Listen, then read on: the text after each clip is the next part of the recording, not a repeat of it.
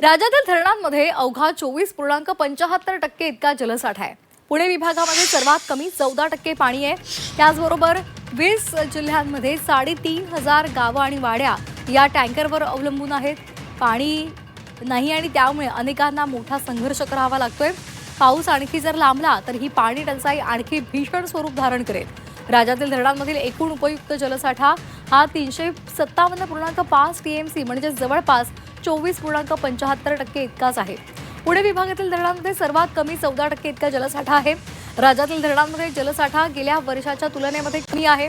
पाऊस लांबल्यामुळे राज्यातील अनेक भागात भीषण पाणीटंचाईचं संकट निर्माण झालंय। राज्यातील 20 जिल्ह्यांमधील 3,500 गावं वाड्यांना टँकरद्वारे पाणी पुरवठा केला जातोय। पाऊस आणखी लांबल्यास राज्यातील पाणी टंचाई आणखी तीव्र होण्याची शक्यता आहे।